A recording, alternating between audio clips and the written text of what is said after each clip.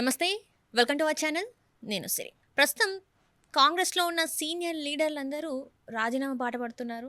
Party నుంచెల్లి వీడి పక్క పార్టీల వైపు చూస్తున్నారు. అందులో మొదటి వరుసగా నిల్చుంది జీవన్ రెడ్డి గారు. మరి జీవన్ రెడ్డి గారైతే బీఆర్ఎస్‌లోకి వచ్చినట్టు అఫీషియల్‌గా చెప్పడం జరిగింది. ఈరోజు ఫార్మ్ హౌస్ కూడా అంటే కేసీఆర్‌ని కలవడానికి కూడా వెళ్ళడం జరిగింది. సో, మరి జీవన్ రెడ్డి గారు బీఆర్ఎస్‌లోకి రావడం మరి బీఆర్ఎస్ పార్టీకి ఎలాంటి ప్లస్ ఆర్ మైనస్ ఉంటుంది అనేది మనకు తెలియజేయడానికి మనతో పాటు ఉన్నారు ప్రముఖ రాజకీయ విశ్లేషకులు భరద్వాజ్ గారు. నమస్కారం సార్. నమస్తే. సార్, ఈ న్యూస్ చాలా రోజుల నుంచి నడుస్తుంది. జీవన్ రెడ్డి గారు ఏ పార్టీలోకి వెళ్తారు? మొత్తానికైతే అఫీషియల్‌గా బీఆర్ఎస్‌లోకి వెళ్తున్నట్టు మనకు తెలిసింది. ఈ రోజు చూసుకున్నట్టయితే ఎర్రవెల్లిలో ఉన్న ఫార్మ్ హౌస్ కూడా వెళ్ళడం జరిగింది. ఇప్పుడు మరి ఈ పరిణామాలు ఎలా ఉండబోతున్నాయి? ముందు మన బీఆర్ఎస్‌కి మరి మంచా చెడా అంటారా? జీవన్ రెడ్డి గారు ఆయన సమరభేరి మోగించి చాలా రోజులైంది. అంటే ఆయన వ్యక్తిగా మాట్లాడాడా? లేకపోతే కాంగ్రెస్ పార్టీలో ఉన్నటువంటి పాత కాంగ్రెస్ బ్యాచ్ ఒకటి, కొత్త కాంగ్రెస్ బ్యాచ్ ఒకటి 2 విభాగాలుగా ఉందక్కడ. హ్మ్. 2 విభాగాలు అంటే రేవంత్ రెడ్డి గారిని యాక్సెప్ట్ చేస్తున్నటువంటి టీమ్ ఒకటుంది. ఈయన మధ్యలో వచ్చి హైజాక్ చేశాడు అనేటువంటి అభిప్రాయంతో ఉన్నవాళ్ళు ఉన్నారు. ఈ కొత్తగా వచ్చినటువంటి కొత్త వెల్లువగా వచ్చినటువంటి రేవంత్ రెడ్డి బ్యాచ్ వాళ్ళు పాత ఇంతకుముందు మొదటి నుంచి పార్టీని అంటిపెట్టుకుని ఉన్నటువంటి వాళ్ళని రకరకాలుగా ఇబ్బంది పెడుతున్నారు అనేది వాస్తవం. చాలామంది సఫకేట్ అవుతున్నారు, అయ్యారు, అయిన వాళ్ళు రియాక్ట్ అయ్యారు. ఇప్పటికీ చాలామంది అంటే క్యాబినెట్లో ఉన్నటువంటి మంత్రులు ఇప్పుడు ఉదాహరణకి సినిమాటోగ్రఫీ మంత్రి గారు ఉన్నాడు అక్కడ. ఆ మంత్రి గారికి సినిమా వ్యవహారాలకు సంబంధించినటువంటి ఏ విషయాలు తెలియవు. ఆయనకు సంబంధం లేకుండా హోమ్ డిపార్ట్మెంట్ నుంచి నిర్ణయాలు జరుగుతాయి. హోమ్ డిపార్ట్మెంట్ ఏమో ముఖ్యమంత్రి గారి కంట్రోల్లోనే ఉంది, అది ఎవరికీ ఇవ్వలేదు. ఈ సినిమాటోగ్రఫీ మంత్రి గారు అయ్యో ఇలా జరిగిందా నాకు తెలియదే అంటూ ఉంటాడు.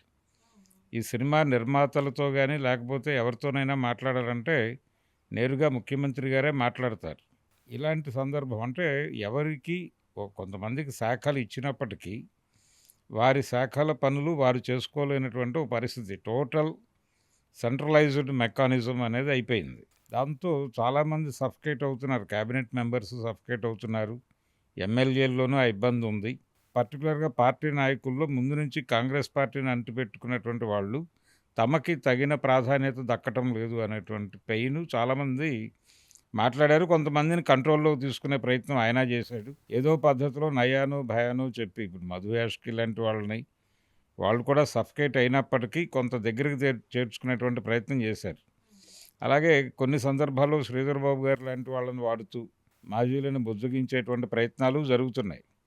కానీ ఎవరైనా సరే ఏదైనా సరే తన కంట్రోల్లో నడవాలి అనేటువంటి ఒక నియంతృత్వ పద్ధతిలోనే ఆయన వెడుతున్నాడు ముఖ్యమంత్రి గారు. ఆయన అభిప్రాయం ఏంటంటే దీన్ని ఫ్రాంచైజీ మోడల్లోకి తీసుకొచ్చేయాలి అనేది ఆయన ఉద్దేశం. ఎంటర్ అయినప్పుడే వీళ్ళందరూ కూడా ఆ రోజుల్లో వైఎస్ రాజశేఖర రెడ్డి చేసింది కూడా అదే. ఆయన నేరుగా సోనియా గారితో మాట్లాడుకుని ఈ స్టేట్ని నాకు సామంత రాజ్యంగా అప్పచెప్పేయండి, నేను కప్పం కట్టేస్తాను అన్న పద్ధతిలో ఒక డీల్ మాట్లాడుకున్నాడు. ఇప్పుడు ఈయన కూడా దాదాపు అలాంటి డీలే మాట్లాడేసుకున్నాడు. ఓకే. ఇలా డీల్ కుదుర్చేసుకుని ఇక్కడికి సామంతరాజులుగా వచ్చేసి ఇక్కడ టోటల్ వ్యవహారాలన్నీ తమ కంట్రోల్లోనే తమ కస్టడీలోనే నడవాలి అనుకోవడం మాత్రమే కాకుండా నేటివ్ కాంగ్రెస్ నాయకులు ఎవరైతే ఉన్నారో వాళ్ళు ఏదైనా ఇష్యూస్ పట్టుకొచ్చినప్పుడు దాని మీద ప్రాపర్గా రియాక్ట్ కావడం లేదు అనేది ప్రధానమైన ఆరోపణ. ఉదాహరణకి ఇండస్ట్రియల్ పాలసీ ఉంది నల్గొండ జిల్లాలో, అక్కడ ఇబ్బంది పెట్టారు. సూర్యాపేటలోను ఇతర ప్రాంతాల్లోనూ ఫార్మా క్లస్టర్ల పేరుతో జనాలను హెరాస్ చేసినప్పుడు లోకల్ ఎమ్మెల్యేలు వచ్చి సీఎం గారితో మాట్లాడే ప్రయత్నం చేస్తే దాన్ని వినాలని ఆయన అనుకోలేదు, దాన్ని పట్టించుకోవాలి అని అనుకోలేదు. తనదైన పద్ధతిలోనే నిర్ణయాలు తీసుకున్నాడు. కానీ ఎక్కడ వాళ్ళ డిసెంట్ని రికార్డు చేసినట్టుగా కానీ తను దాన్ని పట్టించుకున్నట్టుగా కానీ ఎక్కడ ఏ ఇంప్రెషన్ ఇవ్వలేదు ఆయన. ఇప్పుడు మూసీ ప్రక్షాళన అనే పేరుతో జరుగుతున్న కార్యక్రమంలో కూడా చాలామంది అక్కడ లోకల్గా ఉన్నటువంటి కాంగ్రెస్ పార్టీకి చెందిన నాయకులు చాలా కాలంగా పార్టీకి వెన్నుదన్నుగా ఉన్నవాళ్ళు వెళ్ళి విజ్ఞాపనలు చేసినప్పటికీ ఆయన పట్టించుకోవట్లేదు. హైడ్రాకి సంబంధించి ఆ దూకుడుతనము, ఆ వ్యవహార శైలి ఇది పార్టీకి ఇబ్బందికరంగా మారుతుంది అని చెప్పినా పట్టించుకోలేదు. అలా ఏదైనా బుల్డోజ్ చేసుకుంటూ వెళ్ళిపోతున్నాడు ఈయన. అయితే చాలామంది ఎందుకు వచ్చిన గొడవ ఈ టైంలో బరస్ట్ అవ్వడం కరెక్టా అనేది ఒక మీమాంసలో ఉన్నారు. ఇలా మీమాంసలో ఉన్న వాళ్ళందరి సంకోచాలు బద్దలు కొడుతూ జీవన్ రెడ్డి గారు బ్లాస్ట్ అయ్యాడు. జరుగుతోంది ఏంటి అనేది వివరించాడు ప్రపంచానికి ఆల్రెడీ. ఇప్పుడు ఆయన కొత్తగా చెప్పాల్సిందేం లేదు. ఆయన గురించి చెప్పాల్సిన అవసరం లేదు. ఆయన చైల్డ్‌హుడ్ డేస్ నుంచి జనంలో యాక్టివ్‌గా ఉన్నటువంటి నాయకుడు. పర్టిక్యులర్‌గా ఆయన పౌర హక్కుల సంఘాలతో సన్నిహిత సంబంధాల్లో ఉండేవాడు మొదట్లో.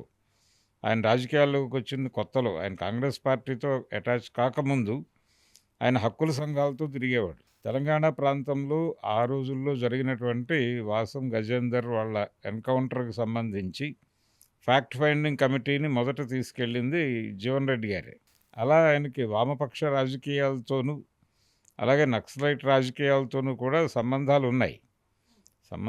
ఆయన ఆ ఏరియాలో స్ట్రాంగ్ లీడరు మాత్రమే కాకుండా మాస్ లీడర్‌గా కూడా ఎస్టాబ్లిష్ అయి ఉన్నాడు. అటువంటి నాయకుడికి ఏ రకమైన ప్రాధాన్యత లేకుండా చేయటం. అంటే మీరందరూ ఉత్సవ విగ్రహాలు అలా ఉండండి. మూల విగ్రహాలు వేరే ఉన్నాయి. అవి పనులు చూసుకుంటాయన్న పద్ధతిలో వీళ్ళందరినీ పక్కకి జరిపేసి తన మార్క్ లీడర్‌లని లేదు తనకు సరెండర్ అయిపోయిన బ్యాచ్‌ని ప్రతి చోట ప్రమోట్ చేసుకుంటూ వెళ్తున్నాడు రేవంత్ రెడ్డి గారు. ఈ ధోరణి మీద చాలా కాలంగా చిరాకు ఉంది ఆయనకి. ఆ చిరాకు ఒక్కసారి బరస్ట్ అయింది. ఆయన ఓపెన్‌గా ఒక్కొక్కళ్ళని పేర్లు పెట్టి మరీ ప్రస్తావించి ఎవరెవరు ఎక్కడెక్కడ తనని ఇబ్బంది పెట్టారు అనే విషయాలు కూడా ప్రపంచం ముందు పెట్టి వెళ్ళిపోయాడు. ఆయన్ని వెళ్లకుండా చేయటానికి కూడా రాయబారాలు నడిచినాయి. ఓకే. నడిచినాయి, కూర్చోబెట్టారు. ఆయనకి భవిష్యత్తులో ఇవ్వబోయేవి చెప్పారు. ఆఫర్లు ఉన్నాయి. అనేక ఆఫర్ల మధ్య ఆయన తిరస్కరించి ఫైనల్‌గా తన ఒరిజినల్ స్టాండ్ ఏదైతే ఉందో దాని మీద నిలబడ్డాడు. అంటే ఇప్పుడు సీరియస్‌గా ప్రతిఘటించాలి. లేకపోతే ఇంతకాలం మనం ఉన్నాం. ఎవరో ఎక్కడి నుంచో సడెన్‌గా వచ్చేసి మన మీద పెత్తనం చేయటం ఏమిటి అనే బాధ చాలా మందిలో ఉంది. జీవన్ రెడ్డి గారికి 40 సంవత్సరాల ఎక్స్‌పీరియన్స్ ఉంది కాంగ్రెస్‌లో. Senior leader. తనని కాదని రేవంత్ రెడ్డి గారికి ఆ పదవి ఇచ్చారనా? లేకపోతే ఇంకా అంటే చాలా వరకు ఏంటంటే మేము గూడా ఉన్నాం గదా! మమ్మల్ని గూడా ముందుకు రానివ్వండి అని జెప్పేసి ఒకానొక సందర్భంలో అంటే జీవన్ రెడ్డి గారు అన్నారు ముఖ్యమంత్రి గదా! పదవి మీద ఆయనేం కన్నేయలేదు. ముఖ్యమంత్రి పదవికి ఎసరు పెట్టాలని కూడా అలాంటి స్కీమ్‌లేం లేవు ఆయనకి. ఆయన లోకల్‌గా తనకి తగిన ప్రాధాన్యత దొరకటం లేదు తమ ప్రభుత్వంలో. అంటే కాంగ్రెస్ పార్టీ ప్రభుత్వం వచ్చింది అనగానే జీవన్ రెడ్డి మీద ఒక ప్రెషర్ ఉంటుంది పబ్లిక్ నుంచి. ఆ ప్రెషర్‌ని ఆయన ప్రాపర్‌గా హ్యాండిల్ చేయట్లేదని ప్రజలు అనుకుంటున్నారు గానీ, అసలు ఈయన తీసుకెళ్ళి ఆ విషయాలను ప్రభుత్వం దృష్టికి తీసుకొచ్చినా అక్కడ పట్టించుకునేవాడు ఎవడు లేడు. అంటే అక్కడ బీఆర్ఎస్ నుంచెల్లి గెలిచిన ఎమ్మెల్యే ఎవరైతే ఉన్నారో సంజయ్ కుమార్, డాక్టర్ సంజయ్ కుమార్ ఆయనకి ఎక్కువ ప్రాధాన్యత ఇస్తున్నారు. అసలైన కోర్ కాంగ్రెస్ లీడర్‌కి ఇవ్వట్లేదు అని జెప్పేసా? అదేనా? అది గూడా అంటే సమస్యే అంటారా? ఎమ్మెల్యేలకి ఇవ్వటము వీటికంటే కూడా అసలు ఈయన్ని కాదు. జీవన్ రెడ్డితో పాటు లోకల్ కాంగ్రెస్‌లో ఉన్న ఇతర నాయకుల్ని ఎంకరేజ్ చేయటం జరుగుతోంది. తనని పట్టించుకోవటం లేదు అనేది ఆయన ఫీల్ అయింది. బీఆర్ఎస్‌లో ఎవరైనా సరే ఇప్పుడు ఒక పార్టీలో ఉండి ఇంకో పార్టీకి కోవర్ట్‌గా పనిచేయటం అనేది పెద్ద విచిత్రమైన విషయం ఏం కాదు. జరుగుతోందది.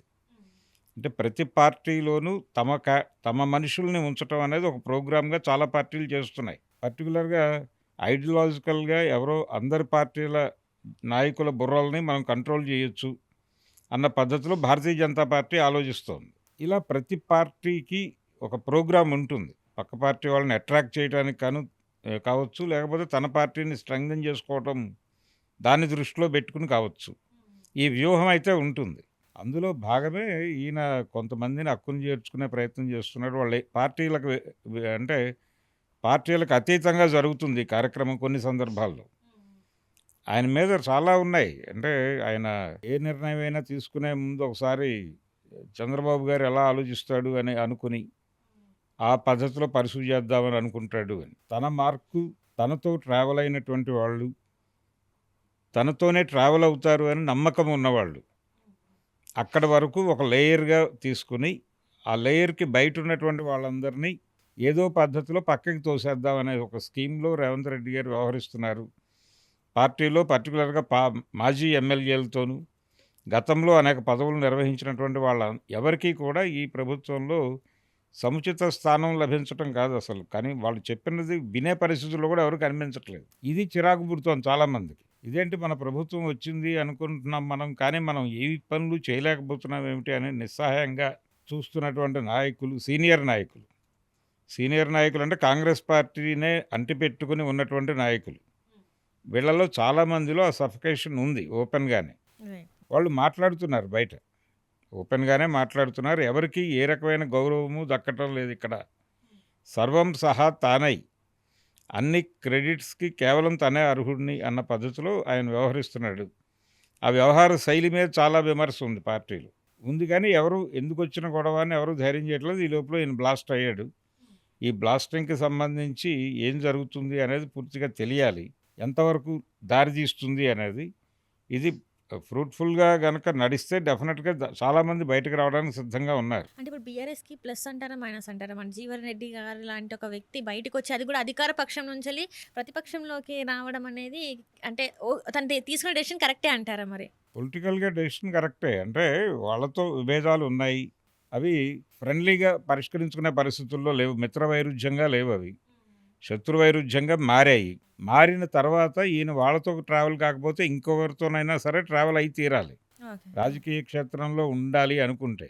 లేదు ఇండిపెండెంట్‌గా ఫైట్ చేయదలుచుకుంటే ఇండిపెండెంట్‌గా తను ఒక ఆర్గనైజేషన్ ఫ్లోట్ చేసి చేయకపోయినా ఆ పద్ధతిలో వెళ్ళొచ్చు. రైట్.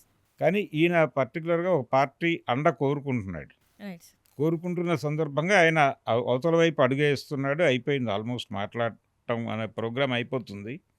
ఇక చేరిక అనేది లాంఛనంగా మారుతుంది. కానీ ఈ ప్రభావం ఇంకెంతమంది వెటరన్ పాత కాంగ్రెస్ వాళ్ళని సెక్రటేరియట్ దిశగానో లేకపోతే ముఖ్యమంత్రి గారి దిశగానో నడిపిస్తుంది అనేది చూడాలి. అది కీలకమే.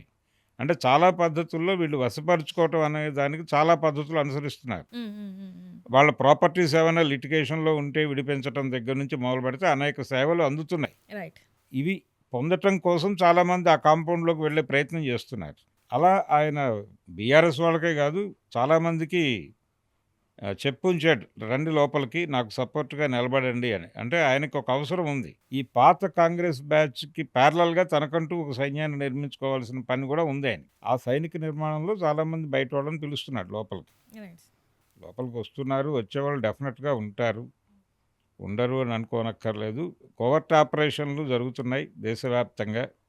అలా కోవర్ట్ ఆపరేషన్‌లు చేయించడానికి కూడా మెకానిజం డెవలప్ చేసుకుంటున్నారు. ఆ డెవలప్ చేసుకునే పద్ధతిలోనే అక్కడ లోకల్ ఎమ్మెల్యే బీఆర్ఎస్ అయినప్పటికీ అతన్ని తన కంట్రోల్‌లోకి తీసుకుంటే తీసుకొని ఉండొచ్చు. ఇది నియర్ బై ఉంటాడు కాబట్టి జీవన్ రెడ్డికి కొంత స్పృహ ఉండొచ్చు. రైట్. ఇది ఓపెన్ అవుతున్నాడు ఆయన చాలా విషయాలు.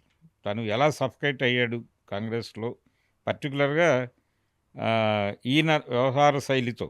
ఇప్పుడు సీఎం గారి వ్యవహార శైలితో తను ఎలా సఫర్ అయింది ప్రపంచం దృష్టికి తీసుకురావటం కోసం ఒక ప్రయత్నం చేస్తున్నాడు ఆయన.